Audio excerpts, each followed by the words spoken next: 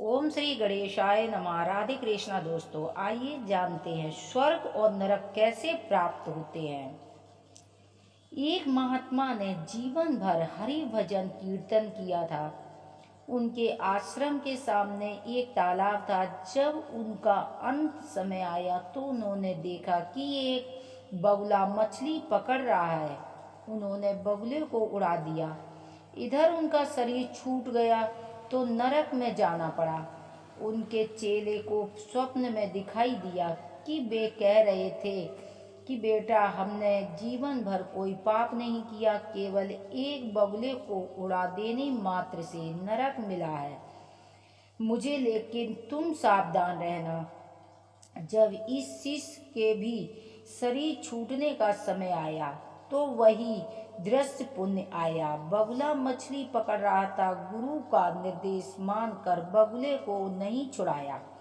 मरने पर वह भी नरक पहुंचा।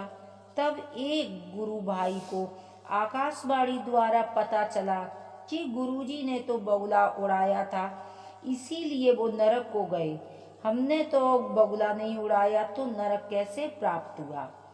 पर तुम बच के रहना। जब इन गुरु भाई के मरने की घड़ी आई तो संयोगवश पुण्य बगुला मछली मारता दिखाई दिया।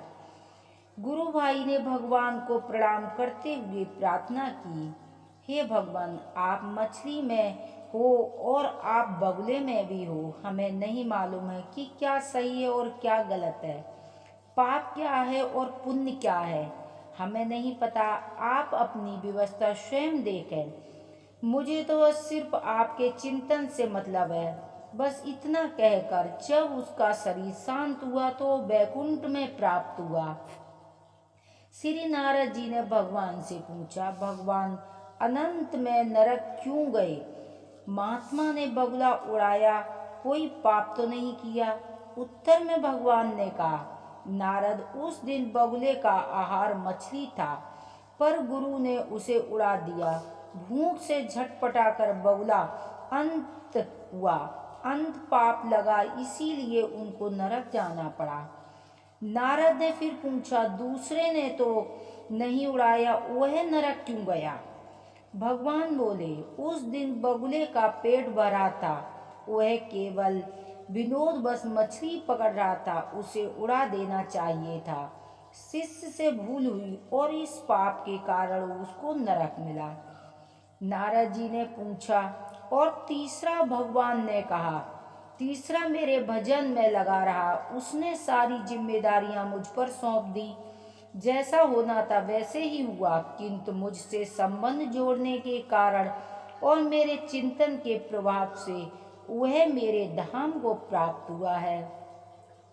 अंत पाप पुण्य की चिंता में समय न गवाकर जो निरंतर हरि के चिंतन में लगा रहता है वह मेरे परम धाम को प्राप्त होता है।